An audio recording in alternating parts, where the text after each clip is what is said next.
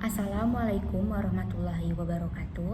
Perkenalkan, saya Lia Aulia dari kelas Humas 5, salah satu anggota kelompok dari kelompok 5. Saya di sini akan mempresentasikan mengenai tantangan dan peluang humas di era digital. Apa sih humas itu?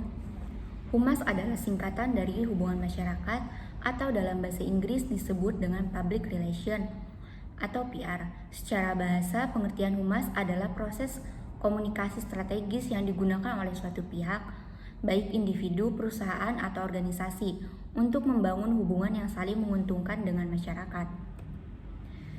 Humas menurut para ahli, salah satunya menurut Howard Bonham, yaitu humas adalah suatu seni untuk menciptakan pengertian publik yang lebih baik untuk meningkatkan kepercayaan publik atau pemberdayaan lebih tinggi terhadap sebuah lembaga atau organisasi. Tujuan humas dalam organisasi. Tujuan utama dari public relation adalah untuk menjaga reputasi positif sebuah perusahaan atau brand di mata publik. Selain itu, humas juga bertujuan untuk menjaga hubungan strategis antara perusahaan dan masyarakat, calon pelanggan, mitra, investor, pegawai, dan para pemangku kepentingan lainnya, yang mengarah pada citra brand yang positif dan membuatnya terlihat sukses, jujur, penting, dan relevan.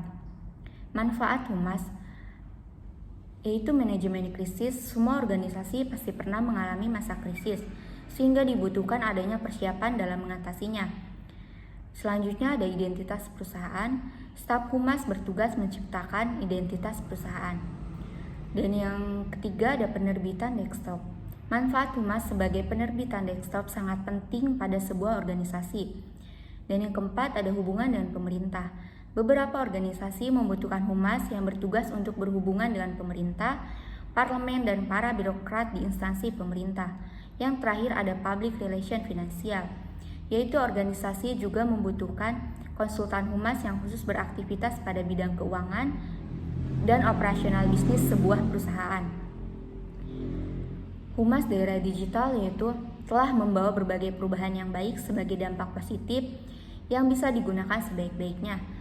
Namun dalam waktu yang bersamaan, era digital juga membawa banyak dampak negatif sehingga menjadi tantangan baru dalam kehidupan manusia di era digital ini. Tantangan pada era digital telah pula masuk ke dalam berbagai bidang seperti politik, ekonomi, sosial budaya, pertahanan, keamanan, dan teknologi informasi itu sendiri. Era digital terlahir dengan kemunculan jaringan internet, khususnya teknologi informasi komputer. Semakin canggihnya teknologi digital masa kini membuat perubahan besar terhadap dunia. Lahirnya berbagai macam teknologi digital yang semakin maju telah banyak bermunculan. Era digital juga membuat ranah privasi orang seolah-olah hilang. Indonesia dan era digital. Indonesia sudah siap hidup di era digital. Kesiapan Indonesia dalam koneksi internet yang saat ini sudah semakin membaik di era 4G.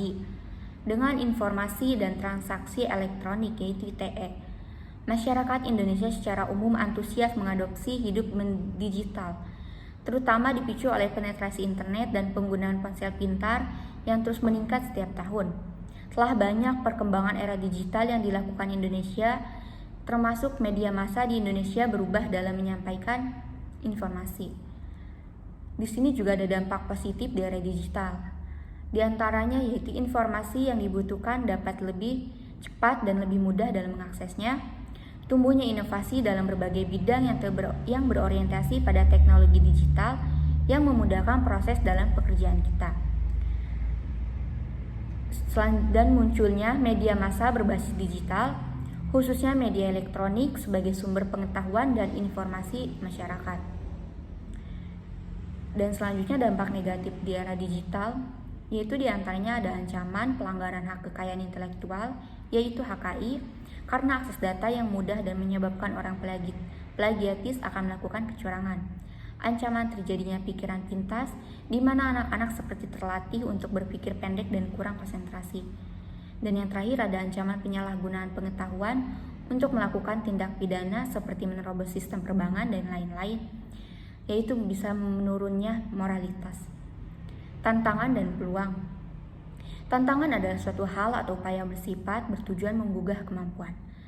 Tantangan diantaranya yaitu kuatnya pengaruh budaya di daerah dengan berbagai tradisi sehingga dalam pengenalan nilai-nilai baru diikuti oleh bentuk kesetiaan parosial. Sementara pada bagian lain, kelompok-kelompok masyarakat yang bersandar pada nilai-nilai yang tradisional menjadi sangat pekat terhadap kelangsungan identitas mereka sebagai salah satu kelompok masyarakat pendukung sebuah sistem. Dan besarnya peran birokrasi sebagai personifikasi negara yang diperkokoh peran birokrasi individu secara emosional dan kultural memiliki keterikatan yang sangat erat dengan pejabat di daerah, pemerintah tingkat atas, sehingga ruang partisipasi masyarakat menyempit. Dan peluang adalah sesuatu yang bisa kita capai dan kemungkinan untuk berhasil sangat besar. Pemerintah pusat telah berupaya berkeleluasaan pada pemerintah daerah untuk mengatur rumah tangganya sendiri, di mana keterbukaan dan demokratisasi sangat menonjol. Pada hakikatnya, demokrasi merupakan elemen penting yang tidak bisa ditinggalkan untuk memberdayakan masyarakat, khususnya lokal. Karena demokrasi merupakan kata kunci di mana dalam pengembangan demokrasi harus dihilangkan sikap-sikap feodalistik dan intervensi berlebihan. Pembangunan ekonomi telah menciptakan kesempatan bagi masyarakat membangun diri mereka sendiri.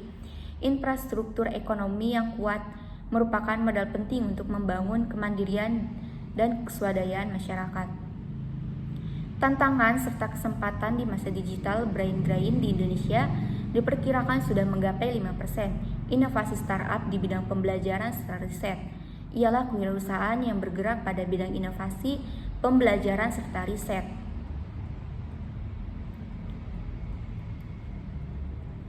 Peluang di masa digital dalam strategi menempuh pemasaran digital sangat dibutuhkan ketelatenan serta kesabaran, sebab proses penyebaran yang sangat kilat tidak bisa dicoba dengan respon konsumen yang kilat pula.